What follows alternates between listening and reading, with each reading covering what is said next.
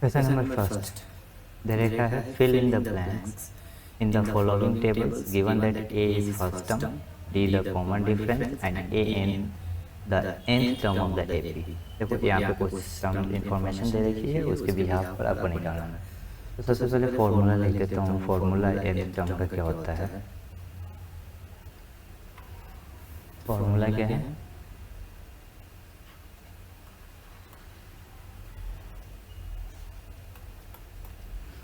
A n equal to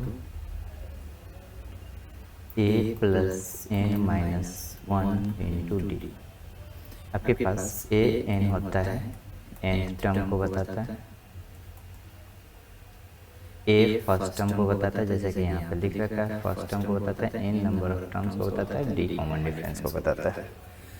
ठीक है, तो आपको इसके हिसाब से क्वेश्चन नंबर फर्स्ट को अटेम्प्ट करेंगे।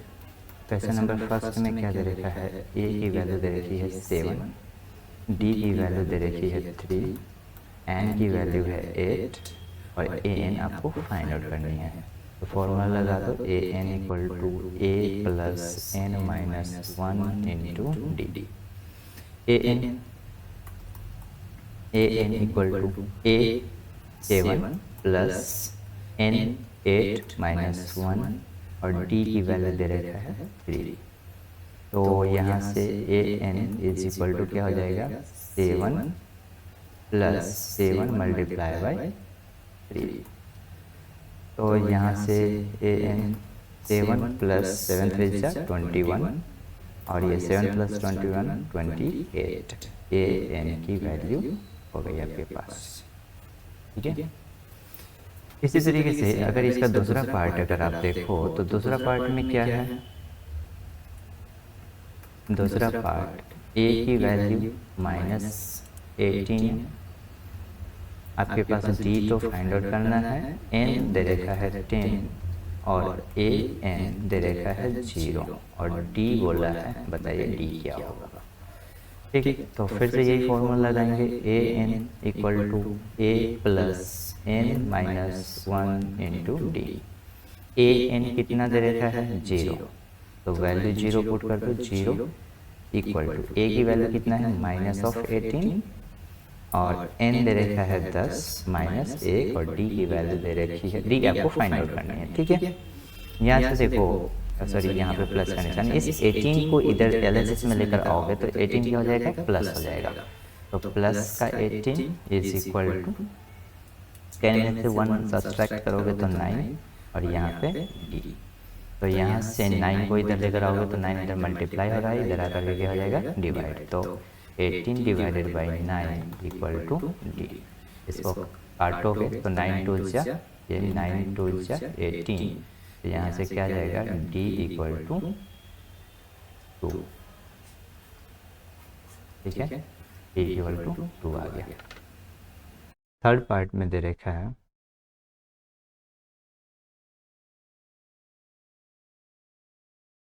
थर्ड पार्ट में ए की वैल्यू आपको फाइंड आउट करनी है, डी की वैल्यू -3 है, एन की वैल्यू 18 है और ए एन की वैल्यू -5 है। फॉर्मूला लगाओगे तो a n equal to a plus n minus 1 into d, यह फॉर्मूला आ जाएगा। अब यहाँ से ए एन की वैल्यू कितनी है? -5 इक्वल टू ए मुझे नहीं पता, फाइंड आउट करनी है आपको, और n 18 माइनस 1 और d दे रखा है -3। ठीक है, तो यहाँ से आप देखो -5 equal to a plus 18 minus 1 17 को मल्टीप्लाई करेंगे -3 से, तो ये आ जाएगा आपके पास -5 और ये 17 3 जा 51 माइनस का होगा, जो एलएचएस में लेकर आएंगे इसको इधर लेकर आएंगे तो क्या हो जाएगा? प्लस का हो जाएगा, प्लस का 51। ठीक है, अब इज इक्वल टू ए होगा, आरएचएस में बचा हुआ है, ए बचा हुआ है, तो इसमें से 51 में से 5 अगर सब्सट्रैक्ट करते होगे तो 46 इक्वल टू ए की वैल्यू आपके पास आ गई 46। फोर्थ पार्ट में आपके पास ए की वैल्यू है -18.9, ठीक है। डी की वैल्यू है 2.5, एन फाइंड आउट करना है आपको, और ए एन की वैल्यू दे रखा है 3.6। फिर फॉर्मूला आप अप्लाई करोगे, a n equal to a plus n minus 1 into d. यहाँ से ए एन कितना है 3.6 equal to a minus 18.9 plus n, मुझे नहीं पता, एन फाइंड आउट करनी है, और डी की वैल्यू आपके पास दे रखा है 2.5। अब 18.9 ये इधर माइनस में है, इधर आकर के प्लस हो जाएगा, तो ये क्या हो जाएगा 3.6 plus 18.9 is equal to n minus 1 multiply by 2.5। अब इन दोनों को ऐड करोगे तो आपके पास आ जाएगा 22.5, ठीक है। और ये 2.5 इधर मल्टीप्लाई हो रहा है, तो इधर आकर के कितना हो जाएगा, डिवाइड हो जाएगा 2.5 का is equal to n minus 1। इनको काटोगे तो ये आ जाएगा, बताओ 9 टाइम्स में कट जाएगा। इसको 25 9 225, 25 9 से 225 हो जाएगा, तो ये कट जाएंगे आपके पास। तो ये आपके पास कुछ बनेगा n माइनस 1 इक्वल टू 9, तो n इक्वल टू 10। ये कंप्लीट n का मान आ गया। लास्ट सवाल फिफ्थ क्वेश्चन है। फिफ्थ क्वेश्चन में दे रखा है a की वैल्यू आपके पास है 3.5, d की वैल्यू है 0, n की वैल्यू दे रखा है 105 एंड ए एन आपको फाइंड आउट करना है। फिर से फॉर्मूला आप वही nth टर्म वाला लगाओगे, तो a n equal to a plus n minus 1 in d. A n आपको फाइंड आउट करनी है, तो a n is equal to a 3.5 plus n minus 1, d n है 105 माइनस 1 इंटू डी की वैल्यू कितनी है 0।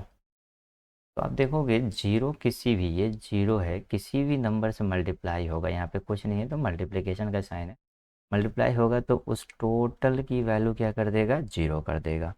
तो यहाँ से मुझे कैलकुलेट करने की ज़रूरत नहीं है, घटाने उठाने की ज़रूरत नहीं है, जीरो से मल्टीप्लाई हो गया तो सारा जीरो हो जाएगा। तो ए एन इक्वल टू 3.5 आ गया आपके पास कंप्लीट आंसर।